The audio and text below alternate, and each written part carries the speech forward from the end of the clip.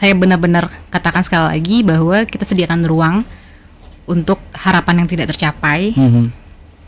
Dari 100 mungkin kalau 80% tercapai itu adalah sebuah kepuasan diri juga ya. Dan saat terjadinya stres, selama stres itu kita berdayakan untuk menangani stres yang kita sedang rasakan. Misalnya, ya nih kalau ngelihat di sosial media di usia sekian teman udah punya A, B, C, kan. Tapi kalau kita terlalu fokus dengan apa yang tidak kita punya, pada akhirnya kita kehilangan sisi ya rasa syukur ya yang kita punya saat ini.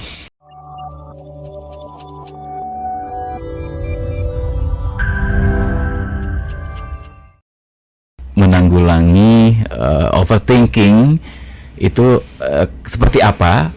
Kapan kita bisa menyelesaikan dengan diri kita sendiri, kemudian kapan kita bisa minta bantuan dengan orang-orang sekitar kita, dan kapan kita harus datang ke expert, ahli, ke Mbak Putri misalnya. Ya. Oke.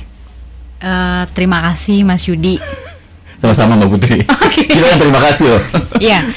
Jadi gini, kalau kita tanyakan gitu ya, kapan saya bisa harus mampu mengelola sendiri, bahkan kapan saya harus datang ke psikolog gitu. Yang pertama adalah kita manajemen dulu stres kita.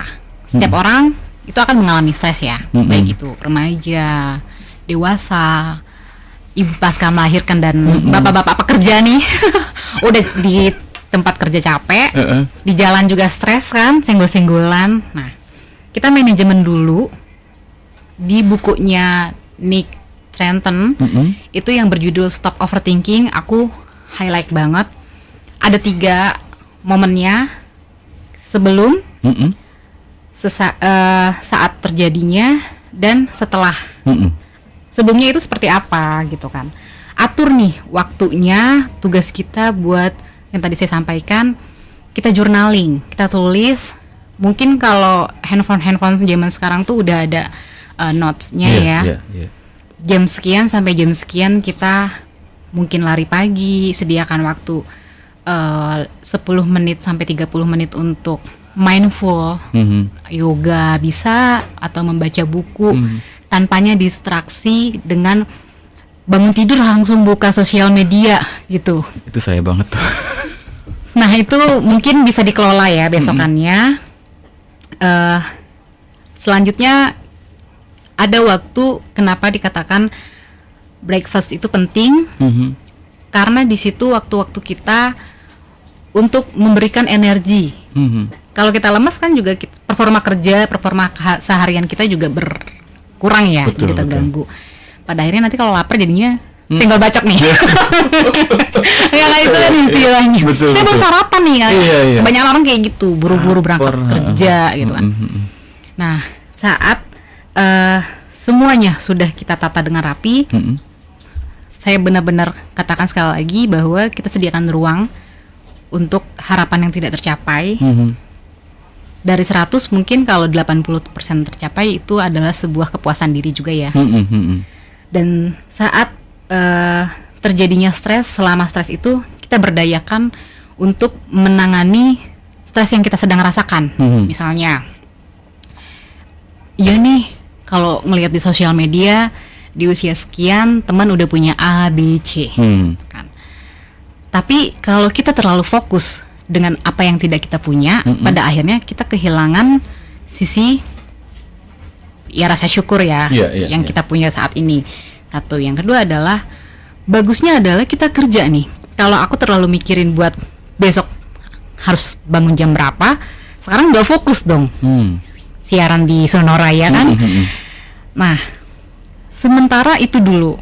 Nanti setelahnya apa? Kita renungkan lagi pikiran dan perasaan kita. Misalnya, kita kelola nih stres yang akan muncul di masa depan. Tadi ya, kita mau menikah. Aku ada bawaan genetik ibuku seperti ini misalnya gitu kan. Kira-kira kita bisa nggak sih menjadi seseorang pemutus mata rantai? Gitu. Oke. Dulu kalau dimarahin sama orang tua dulu, kata-katanya gak enak ya. Nah, gimana saat kita marahin anak sekarang? kalau even ada suatu kata-kata Kasar gitu ya. kasar gitu ya, maksudnya kata-kata orang tua itu adalah doa untuk anak, itu benar. Jadi ya udah, sekarang semarah-marahnya kita, ya ampun nak, gitu, tertib ya kamu ya. Emang agak susah. Iya. Tapi perjalanannya adalah yang mau akan menemukan jalannya, yang tidak mau akan menemukan alasannya. Gitu. Ini. Itu quotes-nya ya. Ini quotes yang menarik ya. Siapapun yang mau akan menemukan jalan. Yang tidak mau akan menemukan alasan. Ada saja alasan nanti. Ya. Iya.